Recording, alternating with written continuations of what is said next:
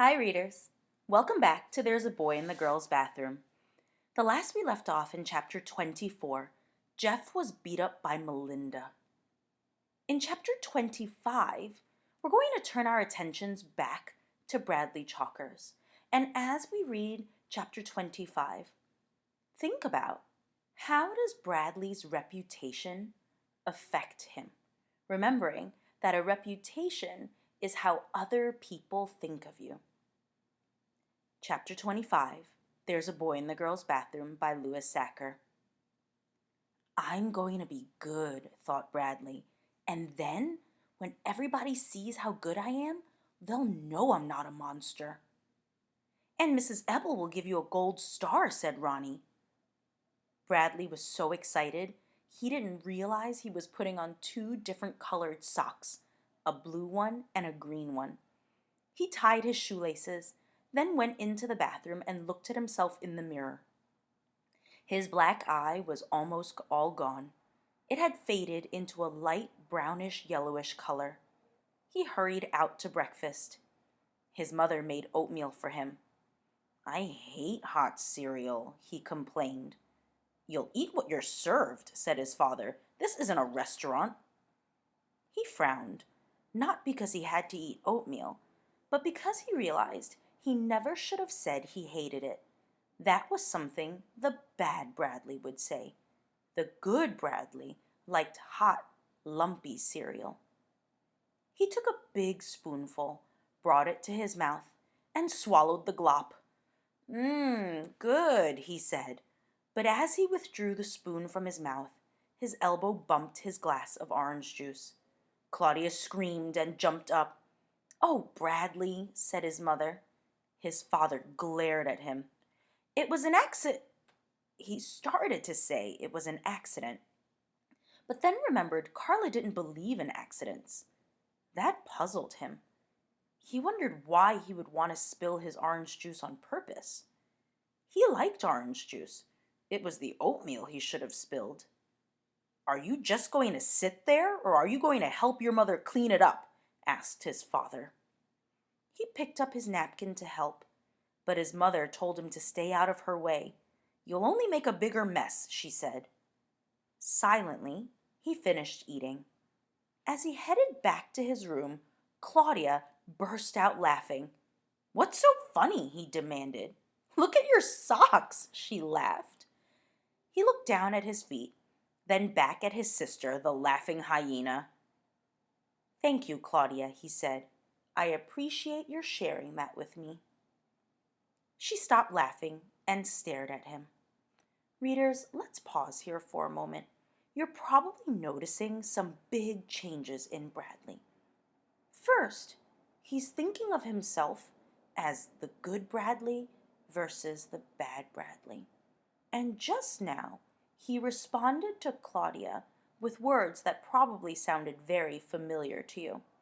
Thank you, Claudia. I appreciate your sharing that with me.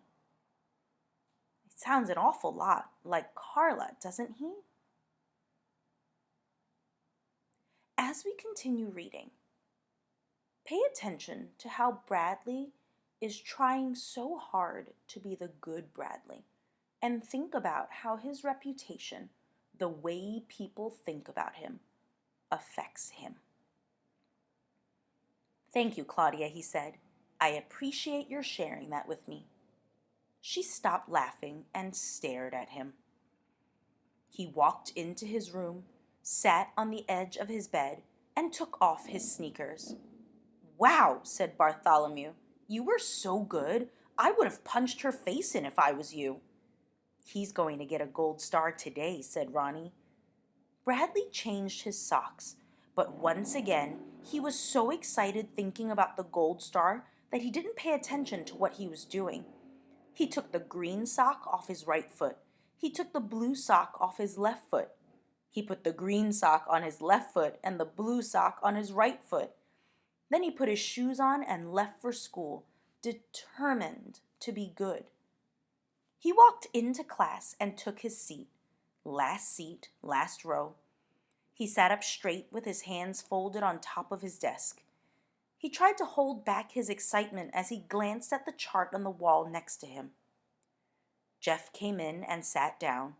Last seat, second to last row. Bradley saw him out of the corner of his eye, then turned to get a better look. Jeff had a black eye. "What are you staring at, Chalkers?" Jeff snarled. "Hey, you two look like twins," exclaimed Sean, the girl who sat in front of Jeff. "Turn your ugly face around," Jeff snapped. "Oh, shut up, Bradley," said Sean, turning around. Bradley looked at the back of Sean's head. "She still thinks I'm a monster," he realized. "But once I get my gold star, then she'll know I'm good." For the rest of the morning, he sat at attention with his eyes fixed on Mrs. Ebel.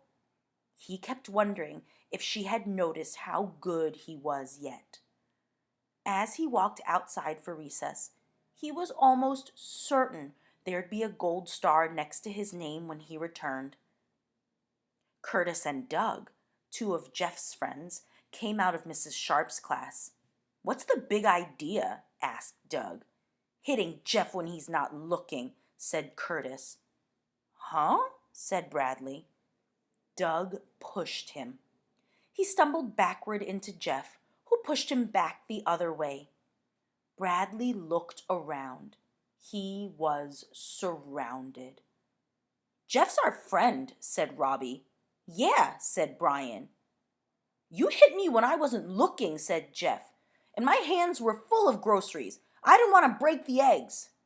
"Chicken chalkers," said Dan. There was a space between Andy and Doug. Bradley dashed through it and ran across the playground. Jeff and his friends chased after him. Bradley looked back at them and smashed into a girl standing on one foot. The girl fell onto the hard hopscotch ground and wailed. "I'm telling, Bradley," said one of her friends. "I'm sorry," Bradley said helplessly, then continued running. He ran up the concrete steps and entered the school building through the auditorium. From there, he walked quickly to the library. "What do you want, Bradley?" asked Mrs. Wilcott, the librarian. "Nothing," he muttered as he sat down at one of the tables. He leaned his head against his hands, propped up by his elbows. "What if Carla's wrong?" he worried. "What if I really am a monster?" "I don't want any trouble from you, Bradley," said Mrs. Wilcott.